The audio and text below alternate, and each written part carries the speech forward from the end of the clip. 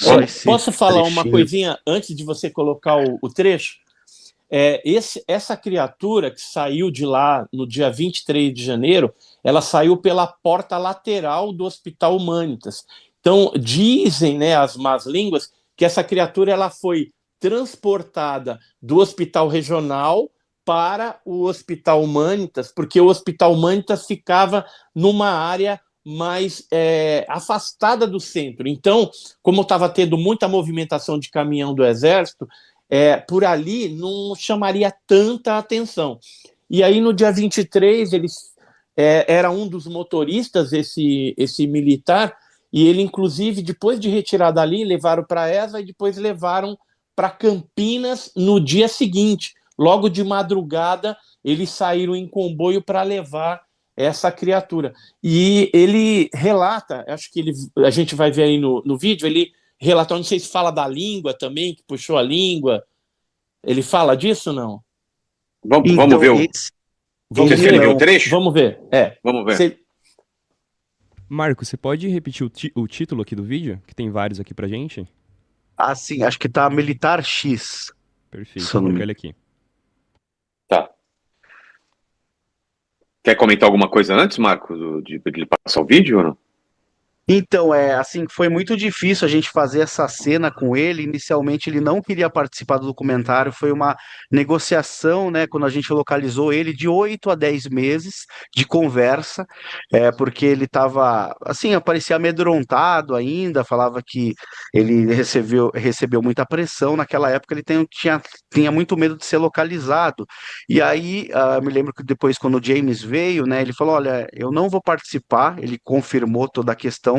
E aí a gente conseguiu convencer para que ele se encontrasse com o James numa das noites ali de gravações. Aí nós dirigimos ali para uma cidade 3 horas e meia de Varginha. Nós nos chegamos, ele estava com mais um outro rapaz. Ele viu se a gente não estava com outras pessoas, nos tirou do local, ele nos levou a outra localização, né, de mais de segurança dele. E é um barzinho, aí nós sentamos por 2 horas e ali o James. Eu digo que foi o James que praticamente convenceu ele. Ele falou assim: olha, gostei do James tal, mas eu vou pensar muito bem se eu vou dar esse depoimento ou não. E aí nos dias seguintes a gente começou meio que falar: olha, se você não fizer agora, você não vai mais fazer. Eu acho que é muito importante, né, para você relembrar isso agora a nível público nacional, mundial, né?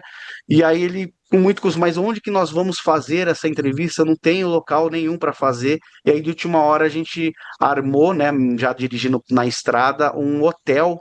E aí a gente alugou o quarto de hotel, né, e fizemos ali. Eu me lembro que até que teve um problema, porque ele não queria que a gente subisse com tripé para não alardar, né, a recepção do hotel. Então, assim, foi tudo praticamente gravado na mão pelo diretor de fotografia, né? Tem cenas ali que você vê, né, que tem a câmera, que ela está sobre uma mesa ali.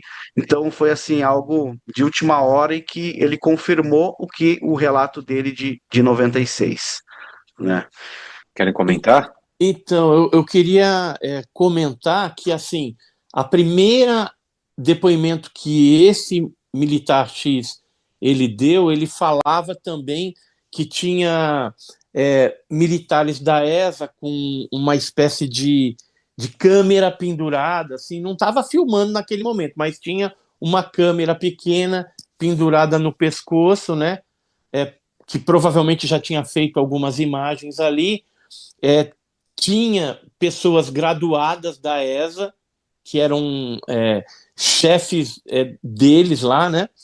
E também teve uma hora que ele pensou que esse ser que estava ali naquela caixa era uma pessoa queimada, né? Primeiro momento ele olhou, pensou que era uma pessoa queimada.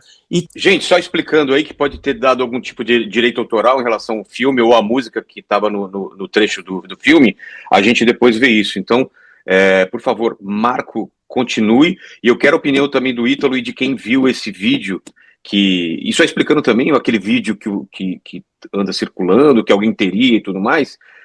Até conversei com o Edson uma época, o pessoal tentou vender pra gente, né, Edson? Aí eu falei para ele, falou, não, é roubado, esse cara não tem essa fita e tal, esse VHS, né? Que uma pessoa andou oferecendo para várias pessoas esse vídeo, mas quando a gente pedia alguma prova, alguma coisa, nunca mandava. Então, com certeza era falso, né? Com certeza era um trabalho de golpistas aí, né? Em função do James Fox ter oferecido uma quantia elevada de dinheiro, aí despertou no brasileiro aí esses golpistas de fazerem alguma coisa, tentar aplicar algum golpe e levar alguma vantagem, né? Infelizmente foi isso. Eu queria só voltar um pouquinho no que eu estava Tá bom. falando lá do Militar X, né? Que eu lembro que na primeiro depoimento dele gravado, ele falava também que chegou uns médicos e puxaram abriram a boquinha da criatura e puxaram algo preto e bifurcado com uma pinça. Aí ele não soube falar se era uma língua, de repente comprida, ou se era uma fita para medir putrefação, já que aquela criatura estava morta ali, né? Aparentemente estava morta. E o cheiro também, ele disse que era um cheiro bem ruim e parecia uma pessoa, num primeiro momento, quando ele olhou, queimada, né? Mas depois ele viu que não era uma pessoa queimada, era algo totalmente diferente. E como ele viu o superior dele lá da ESA ali no recinto, aquele outro militar com a câmera do lado ali, né, uma câmera filmadora, não estava filmando na hora, mas estava pendurado no pescoço, ele percebeu que se tratava de alguma coisa bem diferente que eles estavam fazendo. Aí, quando eles voltaram para a ESA, no comboio, eles foram chamados os graduados ali, né, pelo tenente-coronel Olímpio Vanderlei, na época, para serem orientados de que eles tinham participado de uma missão ultra secreta.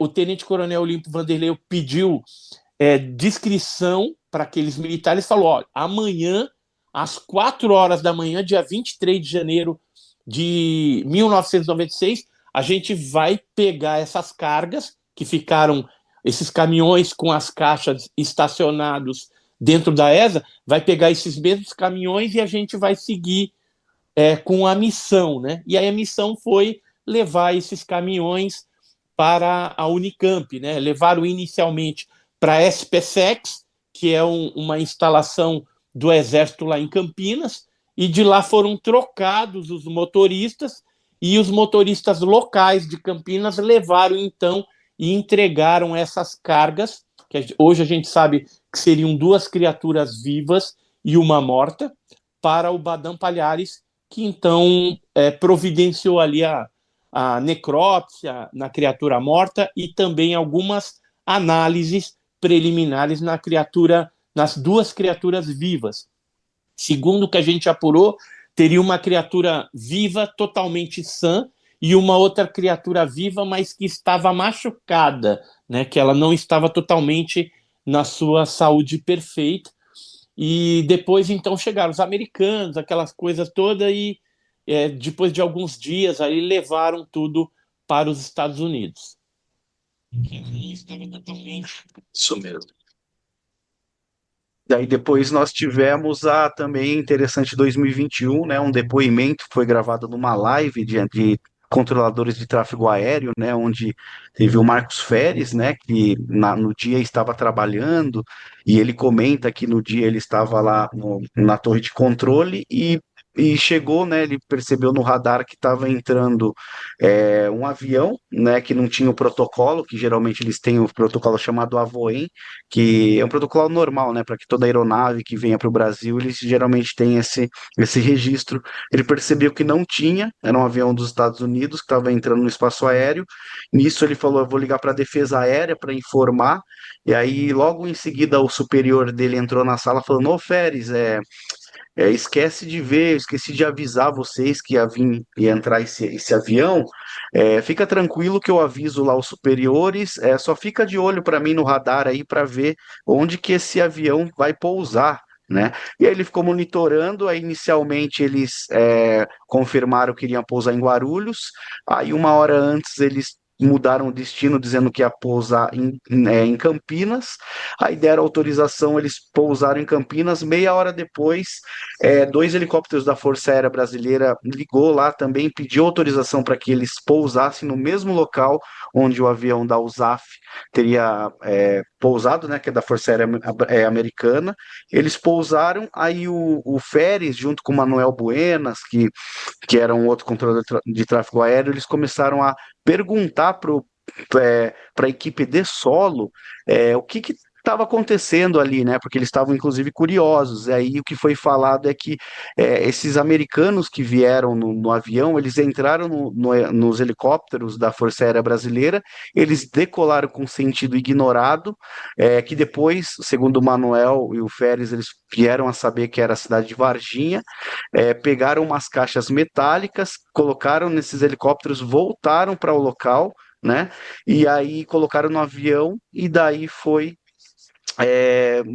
o destino foi os Estados Unidos, né? E o James Fox, junto da Leslie King, eles conseguiram recentemente uma carta, né? Um e-mail, na verdade, que foi enviado de um aeronauta americano, né? Um membro da Força Aérea, dizendo que estava no voo que saiu ali de Campinas e teria ido para uma base americana, não é a Área 51, seria uma outra base, e aí eles pousaram lá, e ele falou que no momento certo, quando ele puder, quando ele entrar na reserva, né, com toda essa função do disclosure americano, ele vai procurar para dar esse depoimento com mais detalhes ali, né? Então, esses foram sucessão ali depois, né? Bem resumido.